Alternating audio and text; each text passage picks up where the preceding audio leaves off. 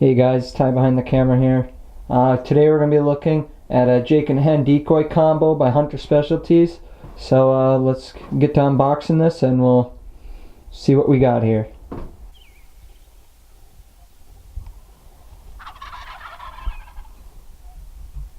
So first off, we're going to unbox this. Here's the packaging for it. But there's two decoys in here. Give me a sec.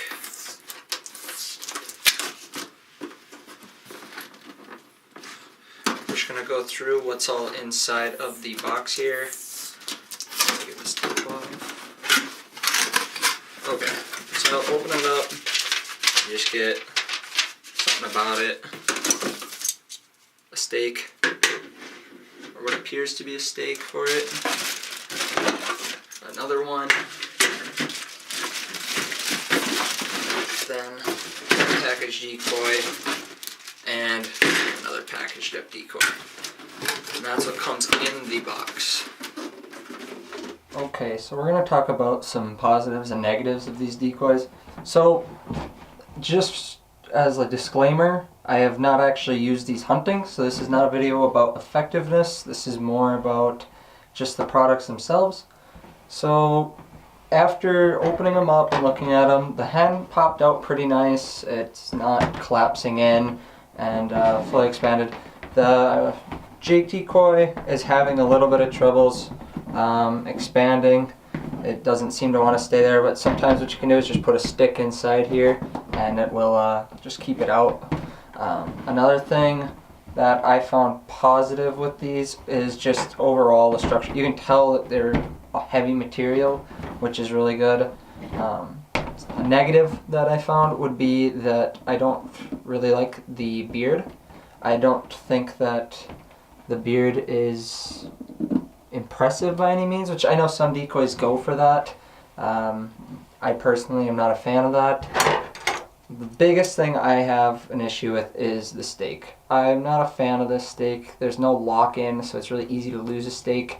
The weight keeps it from spinning. That's what that was their goal, so it does stop it from spinning on the stake. The decoy looks good in the wind, but it's just nothing that's... I'm not a huge fan of the stakes themselves. So comparing these Hunter Specialty decoys to other decoys I've used, I think some of the other decoys I've used expand a little better. I haven't had much heat though, so it's hard to get on there and open these up. But other decoys I've used have pretty similar patterns. They look good, but most decoys nowadays do look good. It's hard to find one that is actually of bad quality. Other decoys I've used, primarily with the Jake decoy, had a little bit better beards in my opinion. And as for the hen, you can put this in breeding position, which not every hen can do that. This one lays really nicely on the ground, and the stake actually allows you to stake it in from the middle portion, and it goes into the ground really nicely. Stakes on my other decoys, they seem to stick better together, and they lock together, so that way you don't lose them when walking out to the field. So that's another thing that I wasn't a huge fan of with this, but other than that though, I mean they're pretty similar to other decoys that I've used. So overall, I think they're really nice decoys. I'd rate them about a 7. These are about the same quality as probably like Primos, Mad decoys. They're not as high quality as Avian X, but for the price point, you get 2-in-1 package. The decoys are pretty good quality. The beard's a little off on the Jake, but overall, they're really nice decoys. I'm excited to try them out this spring and see how they work. That's what we got this time for our review. Jake and Hen decoy combo by Hunter Specialties. Really excited to get out in the woods and use this. If you guys got any other products to be reviewed before this turkey season or during it, let us know in the comments. Follow us on Instagram and subscribe to YouTube for more content.